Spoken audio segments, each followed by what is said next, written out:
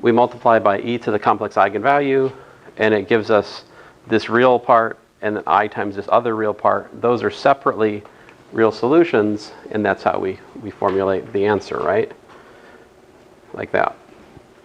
So even for the 2 by 2 case, there's 3 cases you got to think about, right? Distinct eigenvalues, you get distinct eigenvectors.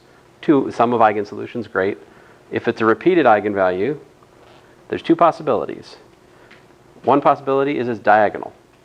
If the problem is diagonal and you're using matrix methods to solve it, you're doing it wrong.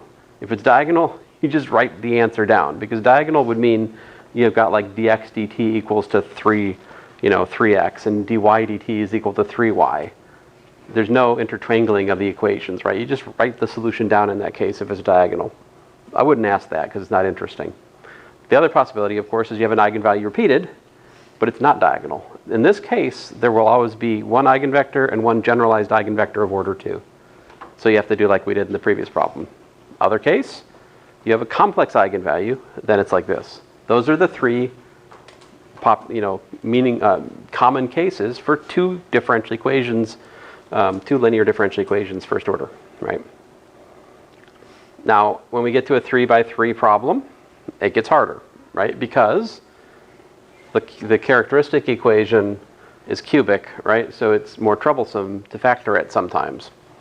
And so here, this one, now this was homework, right? So you're allowed to use technology, right? But this here would be a good example of a question that is totally legit for homework, but this would be mean-spirited on the test. Unless I did something. I would have to throw you a bone on this problem. I would have to be like, hey, by the way, I hear that the eigenvalue 2 is interesting for this problem.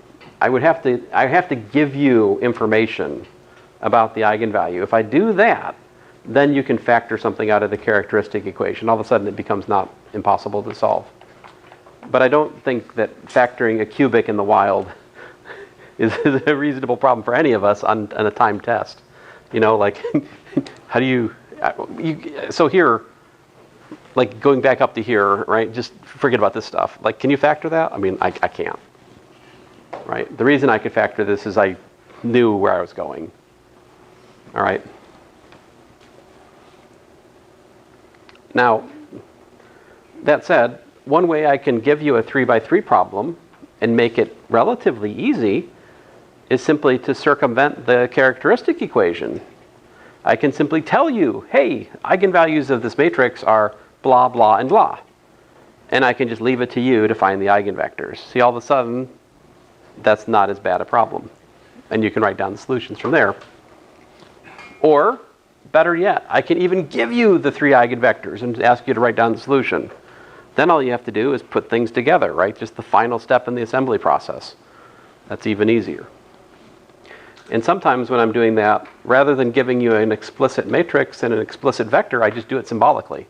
Remember those problems? Like this, right? 3 by 3 matrix. Eigenvector U1, generalized eigenvector V, with, so this makes V a generalized eigenvector of order 2 because U1, or is that a comma? Because U is a vector. And then here, W is an eigenvector with eigenvalue 0. So lo and behold, I have, I've got this, the eigensolution, and then over here a generalized eigensolution coming from the fact that V satisfies this according to the magic formula. All right, let me go back here.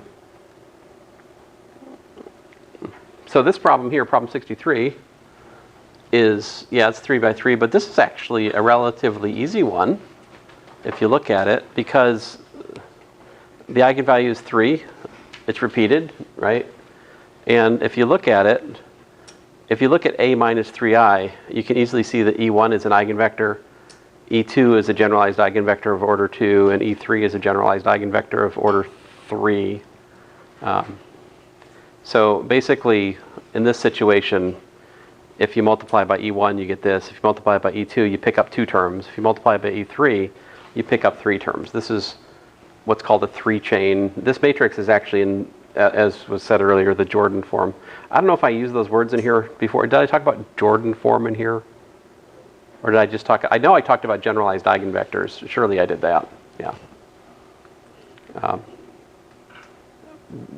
To demystify it, a matrix is said to be in Jordan form if the standard basis is a Jordan basis. If the standard basis is a set of generalized eigenvectors of order 1, 2, 3, da da da. So like this is in Jordan form because the standard basis, which is E1, E2, E3, those are generalized eigenvectors. In short, a Jordan form just means that you've got the eigenvalues down the diagonals and just ones on the upper diagonal. When that happens, the standard basis like E1, E2, E3, those will be eigenvectors, generalized eigenvectors order 2, generalized eigenvectors order 3. Those are the easiest problems of these kind.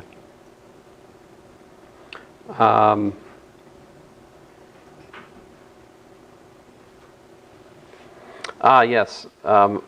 Let me get to the, how did we solve the non-homogeneous problem? Do you guys remember? We have to find what? Well, first of all, we have to find the solution to the homogeneous problem, right? Which in this case just amounts to writing down these eigenvectors, which gives me these eigensolutions. I put them together in a matrix. I find the inverse matrix. I'm not sure what happened here. Maybe I got to the edge of the page or something. And then we derived the formula for inverse variation of parameters. To find the solution, we take the inverse, the solution matrix times the integral of the inverse solution matrix times the inhomogeneous term, dt, which amounts to doing this multiplication, that integral, and lo and behold, there's your solution. So this is how we solve inhomogeneous problems in here. I'm only at most going to ask you a 2x2 problem. I wouldn't ask a 3x3 because to do a 3x3, you'd have to know how to invert a symbolic 3x3 matrix. I personally don't know how to do this under time pressure. All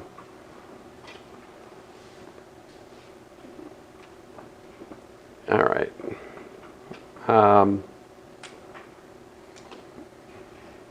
Let's see here. I think this problem is pretty neat, you know. I like this problem, the ice tray problem.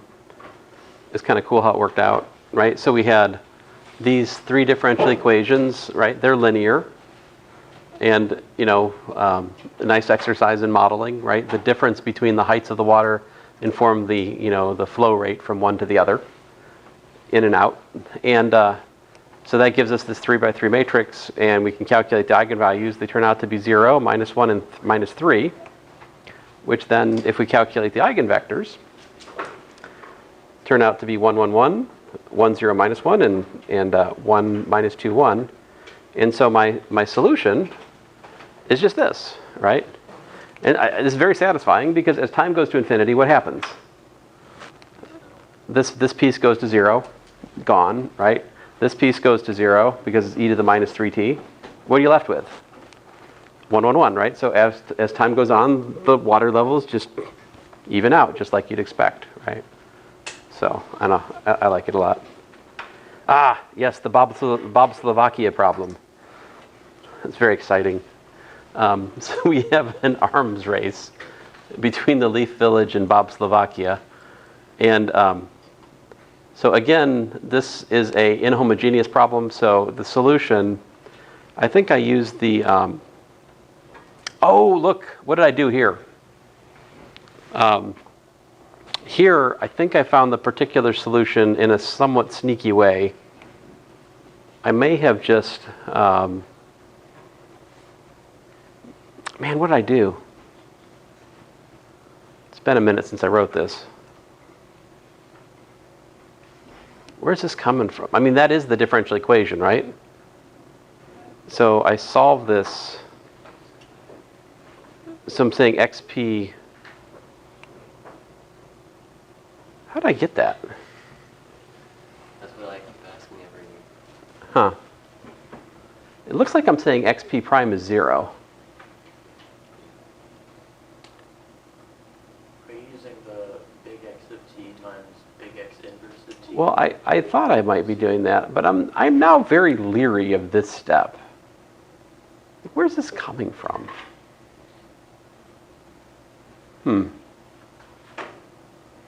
wonder about this.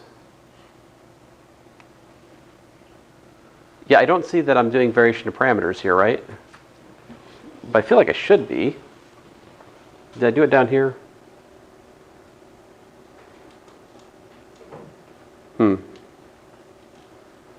Well, anyway, if we do trust my solutions, if we do trust the solution, and I am a little wishy-washy on it, but ultimately, the particular solution I thought worked out to, well, anyway, I found that there are actually multiple solutions in the end, but yeah, let's not worry about this today. You guys have questions? I should probably think about this some more. Maybe I'll put it on the test, see if we can correct it, right? No? No? No? I beg of you. Are you posting what you currently have solutions for? I have, so at the moment in Canvas, I have posted all of the, let's look here for a second. I've posted problem set 8 of 2013, problem set 9 of 2013, quiz 4 of 2018, and I will now post my work in progress solution for mission 4. So I think that's everything we have looked at today and then some. Yes.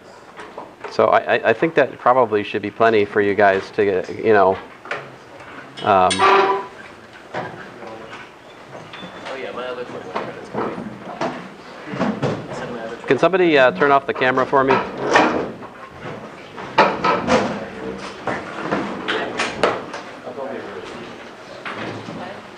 Or I will.